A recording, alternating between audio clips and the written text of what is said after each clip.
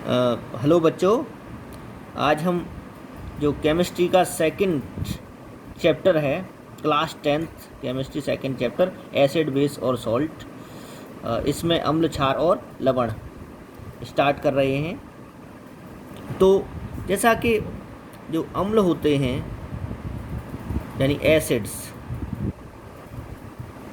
अम्ल हम साधारण भाषा में कहते हैं कि अम्ल जो होते हैं वो अम्ल स्वाद में खट्टे होते हैं, स्वाद में खट्टे होते हैं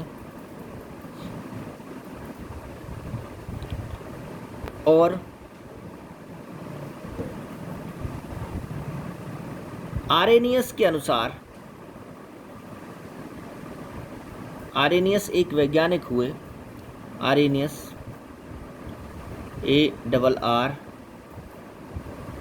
ARRNIUS, आरेनियस के अनुसार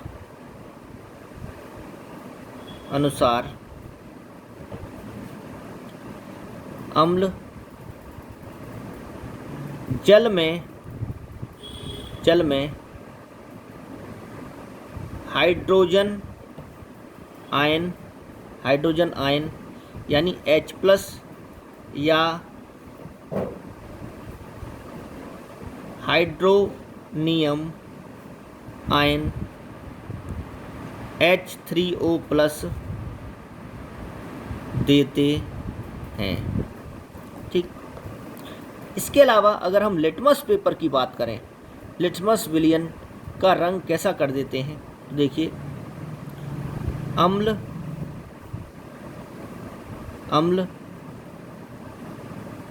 लिटमस विलयन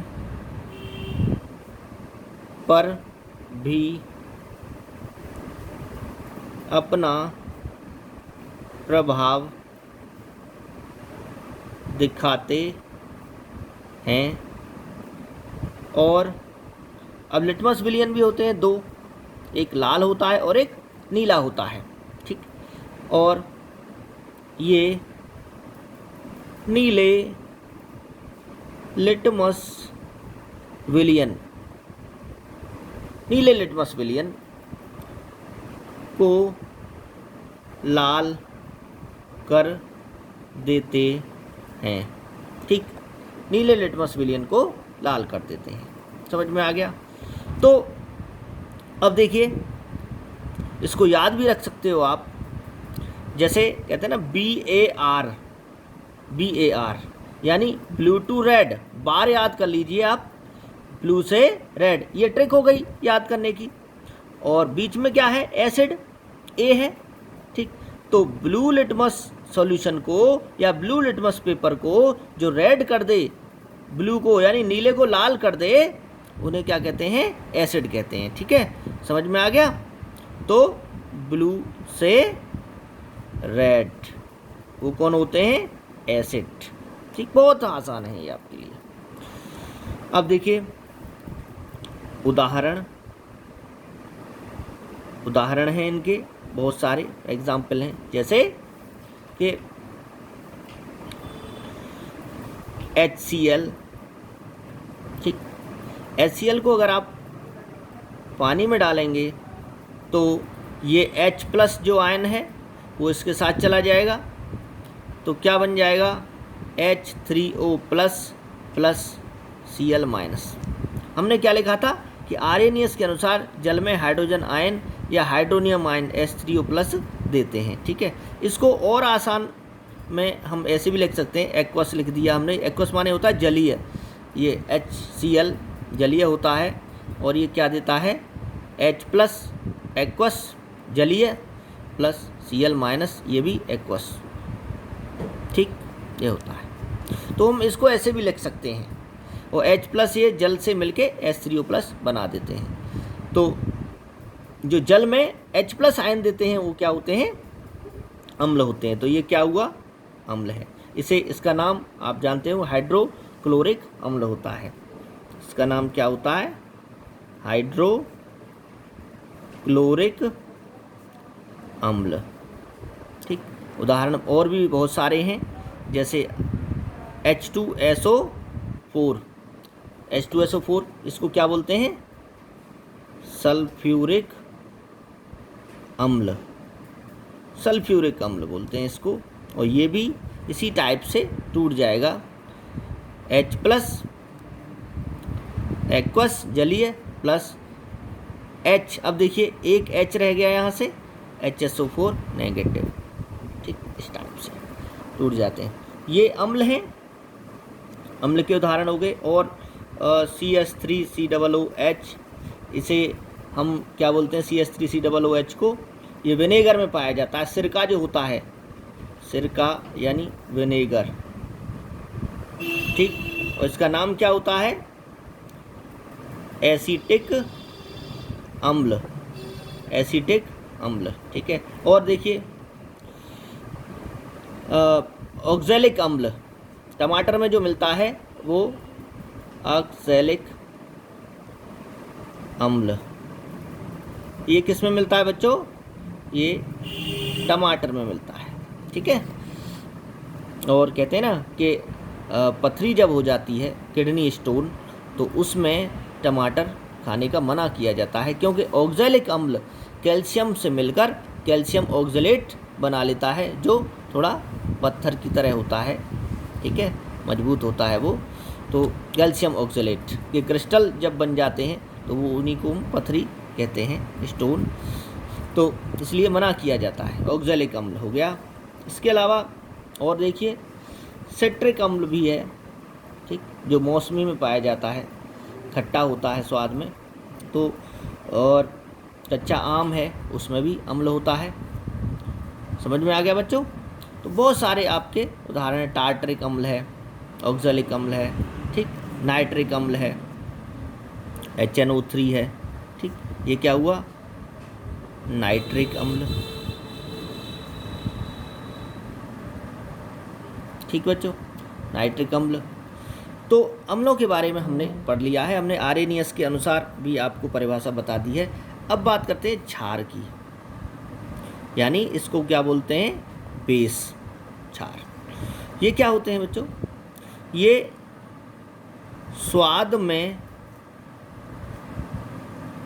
तीखे होते हैं, स्वाद में तीखे होते हैं, यानी तीखे को क्या बोलते हैं? बिटर। ठीक, और आर्हेनियस के अनुसार, आर्हेनियस के अनुसार, आर्हेनियस के अनुसार ये जल में घोलने पर हाइड्रोक्सिल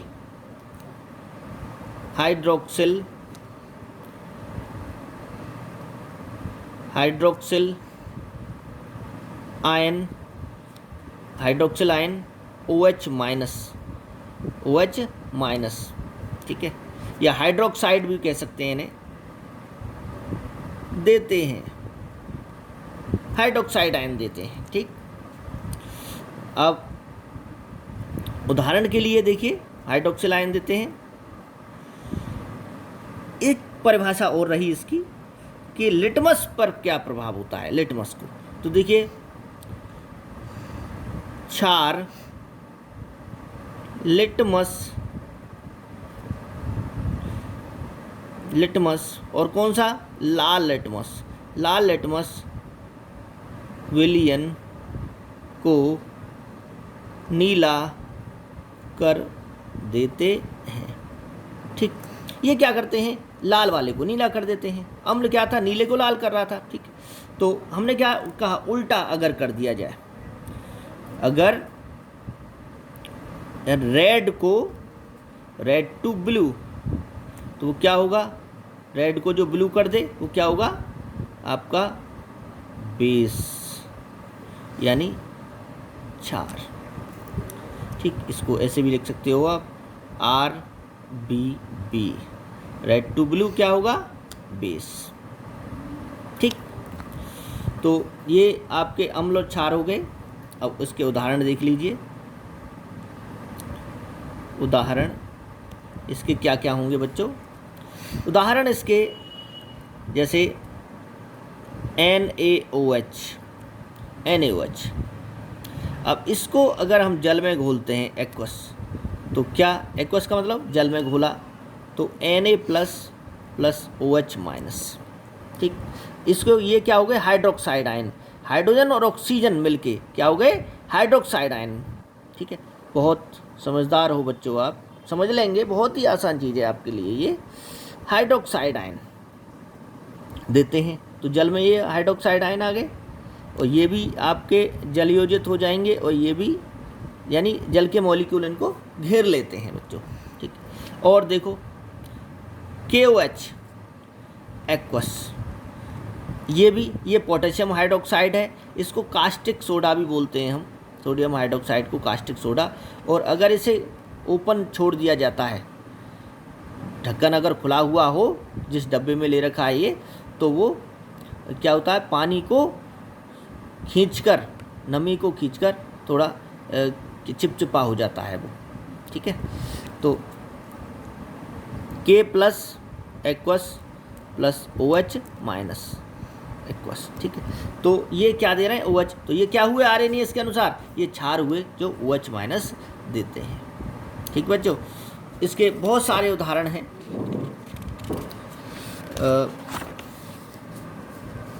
देखिए, और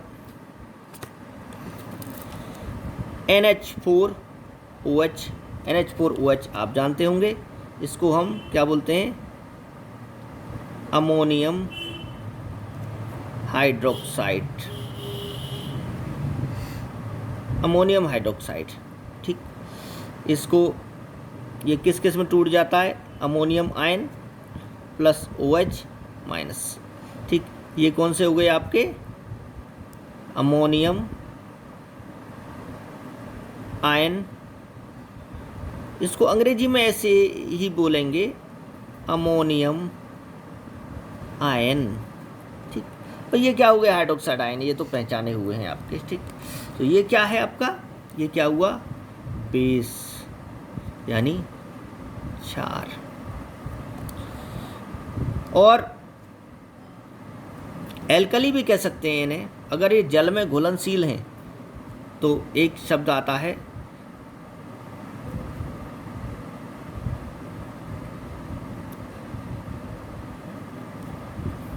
एल्कली। ठीक है, एल्कली यानी जो जल में घुल जाते हैं, जो क्षार जल में घुलनशील होते हैं, यानी वाटर सॉल्यूबल होते हैं, वे एल्कली कहलाते हैं। समझ में आ गया बच्चों? तो बहुत सारे इसके एग्जाम्पल हैं क्षारों के, जैसे कैल्शियम हाइड्रोक्साइड है। ठीक, और आपका फेरिक हाइड्रोक्साइड है। ये सब क्या हैं? आपके क्षार होते हैं। ठीक बच्चों, तो ETC आदि। अब बात करते हैं कि इनका पता कैसे चलता है, यानी अम्ल व क्षारों का पता लगाना कि अम्ल कौन सा होगा, क्षार कौन सा होगा। तो इसका पता कैसे लगाते हैं? किसकी सहायता से लगाते हैं? उन्हें बोलते हैं हम, किससे लगाते हैं? सूचक का मतलब इंडिकेटर्स। तो सूचक यानी सूचना देने वाले, जैसे शब्द क्या है? सूचक, सूचना देने वाले, इन्फॉर्म करना। लेकिन केमिस्ट्री में यहाँ इंडिकेटर्स का है, उसको इंडिकेट करने वाला। ठीक है, इंडिकेट करने वाला। समझ में आ गया? तो कहते हैं ना, उस पर ट्रैफिक पुलिस भी इंडिकेट करती है कि आपको इधर जाना, ठीक है, तो इंडिकेशन करना। तो अम्ल और क्षारों के बारे में बताना। तो कुछ तो प्राकृतिक होते हैं, प्राकृतिक सूचक। प्राकृतिक सूचक जो प्रकृति में अपने आप पाए जाते हैं, जो पौधों से मिलते हैं, ठीक। प्राकृतिक सूचक यानी नेचुरल इंडिकेटर्स, नेचुरल इंडिकेटर्स, प्राकृतिक सूचक। नेचुरल इंडिकेटर्स क्या होते हैं? जैसे आपका लिटमस विलियन बनाए हम, लिटमस विलियन है, और लिटमस विलियन ये किससे मिलता है? ये एक पर्पल डाई होती है, पर्पल डाई है, ये पर्पल डाई है, और ये किससे मिलता है? लाइकेन नामक पौधे से मिलता है। ये किससे मिलता है? लाइकेन नामक पौधे से बनाया जाता है। और लाइकेन, लाइकेन क्या होता है बच्चों? जो लाइकेन है इसके बारे में थोड़ा सा यहाँ बता देता हूँ मैं। लाइकेन, लाइकेन जो प्लांट है वो एल्गी प्लस फंजाई से बनता है, सिम्बायोटिक रिलेशनशिप। एल्गी क्या करता है? ग्रीन लीव्स होने की वजह से ये फूड फॉर्मेशन करता है, खाना बनाता है, और फंजाई वाटर और शेल्टर का काम करती है, वाटर प्रोवाइड करती है, जल देती प्रोवाइड करती है, किसको? एल्गी को, ठीक है। तो दोनों के एल्गी और फंजाई से बनते हैं। इसे शैवाल बोलते हैं, शैवाल, और ये कवक होता है। शैवाल और कवक दोनों के मिलने से एक पौधा बनता है, वो लाइकेन होता है, और उससे आप लिटमस विलियन बनाते हैं, ठीक है। और ये लाइकेन जो होता है ये किस डिवीज़न का है? पौधों का वर्गीकरण किया गया है, ठीक। तो डिवीज़न जो होता है इसका वो है थैलोफाइटा, थैलोफाइटा, थैलोफाइटा डिवीज़न का ये पौधा होता है। समझ में आ गया? और इसका इस्तेमाल किस लिए किया जाता है? इससे लिटमस विलियन बनाया जाता है। इसका इस्तेमाल कब किसके लिए किया जाता है? अम्ल और क्षारों का पता लगाने के लिए। समझ में आ गया? अब देखिए इसके अलावा और क्या क्या होते हैं लिटमस विलियन के अलावा? हल्दी, हल्दी जिसको टर्मरिक कहा जाता है, टर्मरिक, टर्मरिक होती है हल्दी, ठीक है। और इसका यूज़ किया जाता है किसके लिए? अम्ल और क्षारों का पता लगाने के लिए। आपने देखा होगा जो हल्दी होती है वो क्षार के साथ, क्षार के साथ लाल रंग देती है, क्षार के साथ लाल रंग देती है। तो अगर कभी कोई स्पॉट है, जो कढ़ी बनाते हैं घरों में, कढ़ी बनाते हैं, तो कढ़ी में क्या डाला जाता है? हल्दी डाली जाती है। तो कभी उसका कोई वो हमारे कपड़े पे अगर गिर जाए और उस कपड़े को धोते हैं हम, तो जो पीला रंग होता है वो लाल में बदल जाता है। जैसे साबुन लगता है ना, वो लाल में बदल जाता है, ठीक। ऐसे ही जब हल्दी लगाते हैं शादी के समय पे, तो वहाँ पे साबुन से नहीं साफ़ करते उसको, साबुन से नहीं धोते हैं, ठीक। साबुन यूज़ नहीं करते हैं उस समय, क्योंकि फिर वो क्या हो जाएगा? लाल रंग हो जाता है। क्लियर? तो ये क्षार के साथ साबुन क्या है आपका? साबुन क्या होता है? साबुन ये आपका क्षार होता है। यहाँ से इसको काट लेना, ये साबुन गलत लग गया था, साबुनू हो गया था, साबुन है ये। तो ये क्षार होता है, क्षार से बनता है साबुन। और ये हल्दी के साथ कैसा रंग देता है? लाल, ठीक, तो इससे हमें पता चल जाता है, जैसे ही अगर लाल हो गया तो हाँ कि क्षार है, ये साबुन का पता चल जाएगा ये क्षार है। क्लियर? तो ये भी यहाँ पर इसका काम कर रही है। इसके अलावा जो लाल गोभी के पत्ते होते हैं लाल गोभी के, यानी रेड कैबेज लीव्स, यानी लाल गोभी की पत्तियाँ, ये भी अम्ल और क्षारों के बारे में बताती हैं। ये भी अपना रंग बदल लेती हैं। समझ में आ गया? तो ये क्या है जो प्रकृति में पाए जाते हैं, ये पौधों से मिल रहे हैं, ये क्या हुए प्राकृतिक सूचक। अब बात करते हैं हम प्राकृतिक सूचकों के अलावा कुछ होते हैं आपके केमिकल, जो लैब में बनाए जाते हैं, जो प्रयोगशाला में बनाए जाते हैं, यानी रासायनिक सूचक। रासायनिक सूचक क्या है?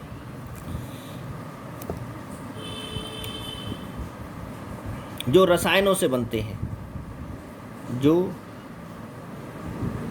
रसायनों से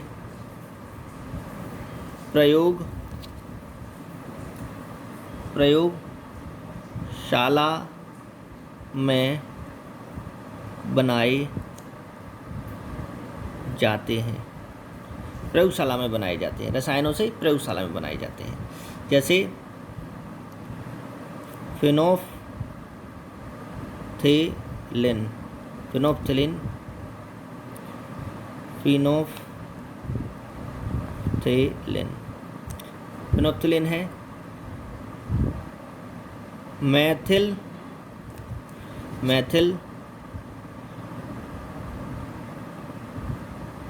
ऑरेंज, मैथिल ऑरेंज है। मिथाइल ऑरेंज, ठीक, और भी हैं इसमें। मैथिल ऑरेंज है, मैथिल रेड है, मैथिल रेड है, ठीक। तो और इन दोनों का डिस्क्रिप्शन आपके इसमें दे रखा है बुक में। तो फिनोफ्थेलिन का देखते हैं, पहले हम इस दोनों के बारे में बता देते हैं आपको। फिनोफ्थेलिन कैसे रंग बदलता है, देखिए। फिनोफ्थेलिन ये क्या करता है, क्षार के साथ गुलाबी या लाल रंग देता है। ज़्यादातर तो गुलाबी ही होता है, वो ज़्यादा डार्क हो जाता है तो वो लाल जैसा लगने लगता है। तो क्षार के साथ, अब जैसे आप देखें NaOH है, सोडियम हाइड्रोक्साइड में अगर फिनोफ्थेलिन मिलाओगे आप, फिनोफ्थेलिन को मैं शॉर्ट फॉर्म में लिख रहा हूँ, फिनोफ्थेलिन मिलाएंगे तो ये गुलाबी रंग हो जाएगा, यानी पिंक। और अम्ल के साथ ये क्या है, क्षार है, ये क्या है, क्षार है।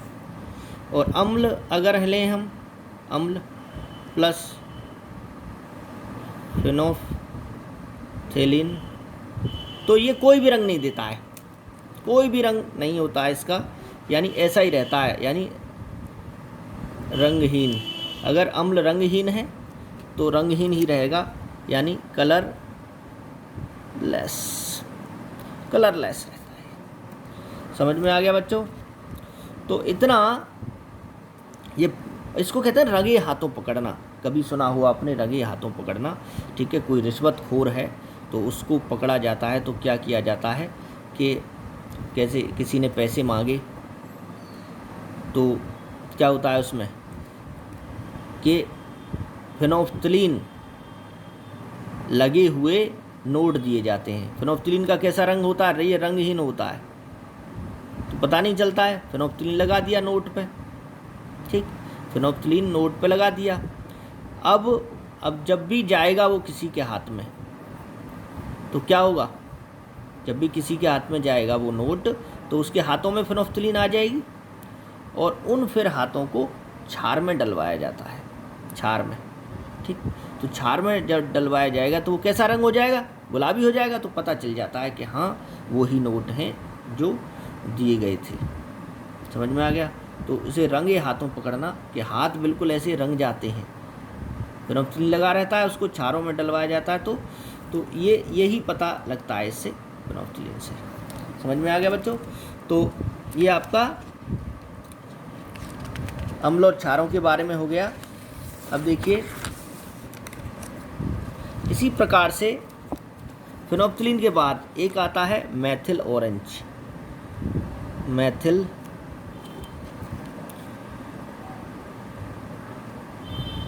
ऑरेंज, मेथिल ऑरेंज क्या होता है, ये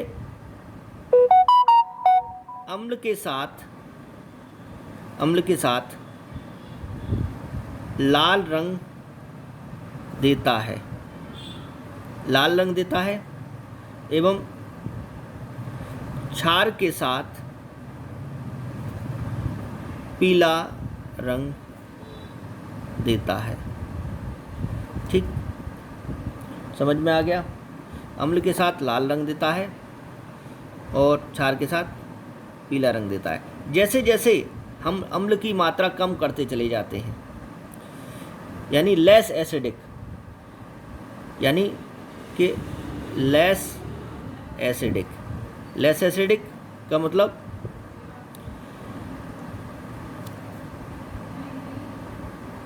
अम्ल की मात्रा कम, अम्ल की प्रबलता कम, इसको ऐसे भी कह सकते हैं, कम प्रबल अम्ल। तो लेस एसिडिक के साथ क्या होता है, ये कैसा रंग देता है, जो लाल रंग है वो किस में बदल जाता है, लाल रंग ऑरेंज में बदल जाता है। समझ में आ गया, लाल रंग ऑरेंज में बदल जाता है। तो ये बच्चों आपके ये सूचक हो गए, जो रासायनिक सूचक होते हैं, वो रंग के आधार पर, ये रंग के आधार पर बता देते हैं कि कौन अम्ल है कौन क्षार है। क्लियर। तो ये हमने आज सूचकों के बारे में पढ़ा और कुछ सैंपल भी हैं आपको बताने हैं, कुछ प्रश्न हम दे रहे हैं एनसीईआरटी से, आप इनको बताना इसमें कि हमारा जो सैंपल है वो है, जो सैंपल हमें दिए गए हैं वो है जैसे NaOH दिया गया है। अब NaOH दिया गया है, यहाँ पे हम रेड लिटमस सॉल्यूशन है हमारे पास, रेड लिटमस सॉल्यूशन यानी लाल लिटमस विलियन। दूसरा है ब्लू लिटमस, और ब्लू लिटमस के बाद फिनोप्थिलीन, इसको मैं हिंदी में ही लेके देता हूँ, ठीक है, ये दे रखे हैं। और फिर है मेथिल ऑरेंज,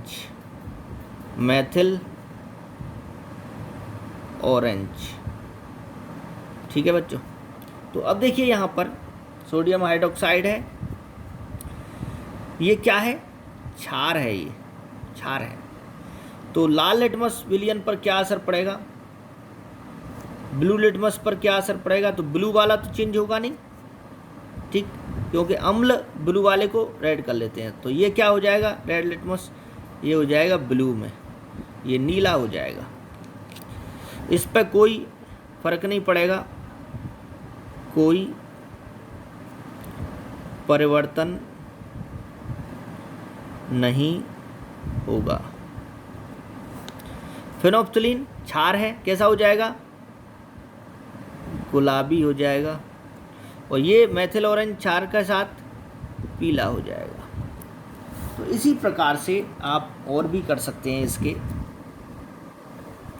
आपको साथ के साथ एनसीईआरटी के भी हम बता रहे हैं प्रश्न बच्चों। देखिए इसी प्रकार से और भी दे रखे हैं, जैसे HNO3 का नाम क्या होता है, नाइट्रिक अम्ल होता है। और ये रेड पर क्या प्रभाव पड़ेगा ये खुद आपको बताना है। एक चलो मैं बता देता हूँ, एक अम्ल का उदाहरण मैं बता देता हूँ आपको। ये लाल है तो लाल के साथ कोई असर नहीं पड़ेगा। ब्लू वाले को कैसे, बार याद कर रखा होगा आपने, बार यानी अम्ल जो है वो ब्लू वाले को रेड में चेंज कर देते हैं, अम्ल जो होते हैं एसिड, ठीक, तो अम्ल ही है ये। तो ये हो जाएगा, यहाँ पर कोई परिवर्तन नहीं, कोई परिवर्तन नहीं का मतलब लाल लाल ही रहेगा। यहाँ पर देखिए ब्लू वाला किस में बदल जाएगा, रेड में, लाल हो जाएगा। फेनोप्थिलीन हमने बताया था, फेनोप्थिलीन अम्ल के साथ कोई परिवर्तन नहीं, यहाँ कोई परिवर्तन नहीं। और यहाँ पर ये क्या होता है अम्ल के साथ, लाल रंग देता है, ठीक। तो आपको खुद इसी में मैं असाइनमेंट दे रहा हूँ, साथ के साथ आप करते रहें। मैं एक दो एग्जाम्पल आपको, CaOH का होल ट्वाइस इसका करना है आपको, और इसी में लाइन बना देता हूँ मैं। आप एसिटिक अम्ल इसका आपको खुद बनाना है, ठीक है बच्चों। तो ये आपके हो गए क्या, जो सूचक हैं, समझ में आया। इसके अलावा कुछ ऐसे भी होते हैं सूचक जो कि किसके आधार पर बदलते हैं, ये रंग के आधार पर था, कुछ होता है सुगंध के आधार पर, अपनी सुगंध बदल लेते हैं, ऑर्डर बोलते हैं उसको, ठीक है, सुगंध के आधार पर। तो उनको बोलते हैं हम ऑल्फैक्टरी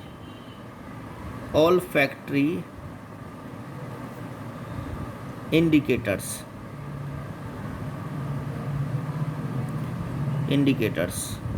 ये किसके आधार पर बदलते हैं रंग, किसके आधार पर बताते हैं, ये रंग के आधार पर बदल रहे थे, ये सुगंध के आधार पर, सुगंध, ये से बोलते हैं ODOUR, सुगंध। परिवर्तन द्वारा अम्ल व क्षार की पहचान करने वाले सूचकों को ऑल्फैक्टरी इंडिकेटर्स कहते हैं, ठीक। और इसमें जो उदाहरण हैं वो एग्जाम्पल्स हैं, जैसे वेनिला है, प्याज है, लौंग है, ठीक। तो उसके उदाहरण देखिए, वेनिला है, ओनियन होता है, प्याज, क्लोव, लौंग होती है, क्लोव। ये क्या है आपके, कुछ इसके उदाहरण हैं। समझ में आ गया बच्चों। तो आज हमने सूचकों के बारे में आपको विस्तार से बताया है, और क्लास 10 तक का है, ये आपका 10वीं तक का है, तो इसके लिए आप इसको कर लीजिए, ठीक है बच्चों। तो फिर अगले लेक्चर में हम मिलते हैं आपसे, कुछ और अम्ल और क्षारों की जो प्रॉपर्टीज़ हैं जो गुण हैं, जैसे जो धातुएं होती हैं वो अम्ल क्षार से कैसे क्रिया करती हैं, ठीक है। हाइड्रोजन कार्बोनेट्स वो कैसे क्रिया करते हैं अम्ल व क्षारों से, ठीक है बच्चों। तो आगे हम आपको उसके बारे में बताएंगे, ठीक है। खुश रहिए, पढ़ते रहिए, ठीक है बच्चों। धन्यवाद।